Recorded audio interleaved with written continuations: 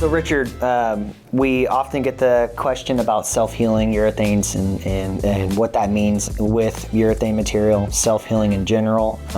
So what can you tell me about polyurethane and its self-healing properties? What does that mean? Well, self-healing means that when you cut it, or that it wants to go back together, that it has an affinity for its neighboring molecules, and it wants to heal. It wants to join right back together. And this is a good thing. Like, this is something that often people are looking for whenever they're trying to find a urethane product from us, like sheets or so on. So Yes. It is a positive, right? Absolutely.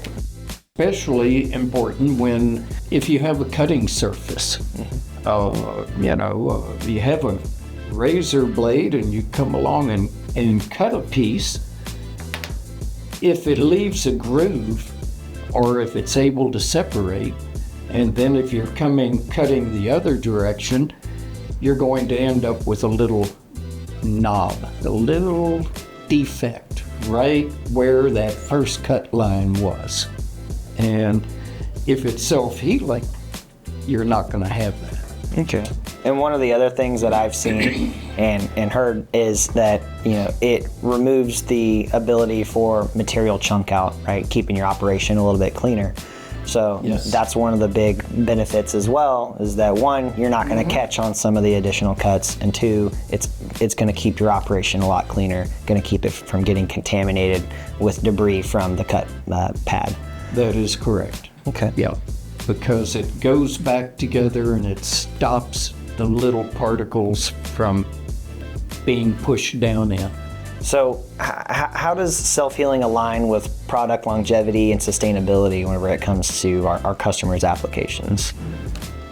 Oh, mainly because it lasts longer. So instead of changing out your cutting surface every week or so, you may be going once a month. So you extend the life of... You extend the life, therefore you have less waste, and of course you have less downtime. Okay. If you've got an automated cutting machine, which, then you're not having to stop the machine to go in and change the surface and then start it up again. You can just keep on rolling. So less waste in your environment, more time to produce things, less time for your machines to be down and changing out materials. Those are the kinds of things that you'll see. And less labor, because when you shut the machine off, you then have people who have to take all of this off, throw it away, put it all back on, get it all lined up, and then turn the machine on again. So it's a win-win all the way. Urethane is one of the only elastomers that can actually self-heal. Is that correct? Or? That is correct. It's one of the very few. Think of your tire on your car. When you get a cut in the tire, it goes flat. It doesn't stick back together, but urethane does. Urethane does. So knowing that, jumping into what we've got here on the table, we actually have a demonstration for self-healing properties, specifically in urethane. We have some green urethane pieces here and some silicone as well, to kind of show the difference between what materials can self-heal and what materials cannot.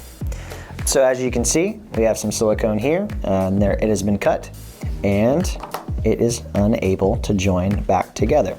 Even after applying some pressure to it, trying to form the piece, there is no self-healing properties present. And to show this again, I'll go ahead and give it another cut.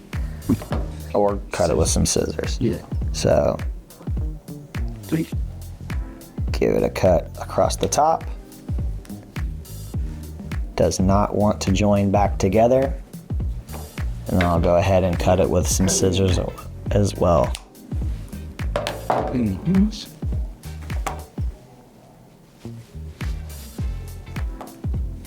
right?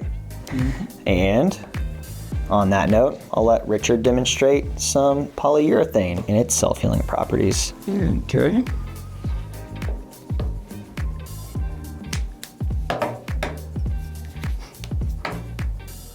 So 2 pieces cut in half and healed back together. And not It takes a bit to pull it apart. with a strong bond. Yes. So, and not just once, but again as well. We just cut a piece in half and that piece is still bonded together like so.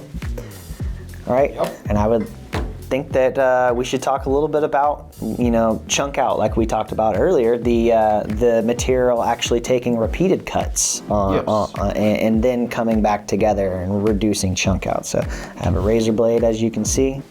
I'm gonna go ahead and cut a whole bunch of times. And the material is still bonded, not chunking out, still holding even after, until I put enough pressure on it and then it pulls apart. Once that happens, go back together.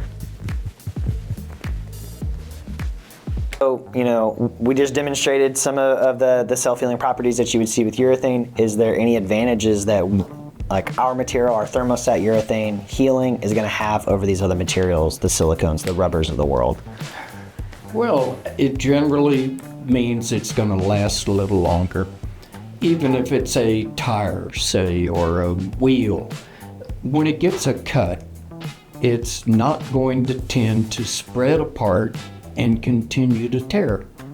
It's going to want to stick back together. That's going to keep dirt and debris out of it. It just ends up making it a tougher, more abrasion resistant, cut resistant material. Okay. And that's useful in hundreds and a myriad of different applications. So, Richard, I've had many discussions with customers where I know that they're looking for self-healing, but how does that translate to whenever you're formulating for it? Is there something that we can do that we know here that is going to get us a urethane that's going to self-heal? Yes. We would put you into the proper type of urethane. We would also make sure that the curatives that we use are the ones that will accentuate self-healing. That's really about all we have to do. Okay. So, from understanding, it's mainly formula correction, right? Correct. So, making sure that the right formula is tied to that. So, knowing as much about the application as possible is going to help us know what we need to formulate for. Absolutely. Anytime somebody can tell us as much as possible about how the product is being used and what kind of environment it's in, the more we can zero in on a particular formula that will make that product last. Specifically, self-healing in this case. Specifically self-healing, if that's what you really need, and certainly we go for that. So I hope you guys enjoyed this demo on self-healing urethanes today. Thank you for your time, Richard, and helping out with everything. You're welcome. If you have any questions for us, any ideas or concerns or anything about potentially what self-healing is or what it could be for you, please reach out. I'd be happy to help. Check out our website. Reach out to us via email, phone call. We even have a chat box for you to reach out to us pretty easily on the site. And if you're interested in some of the technical stuff about polyurethane or urethane in general, check out our YouTube channel. We have quite the library on everything technical, demos as well, and stuff across the board. Thanks for watching.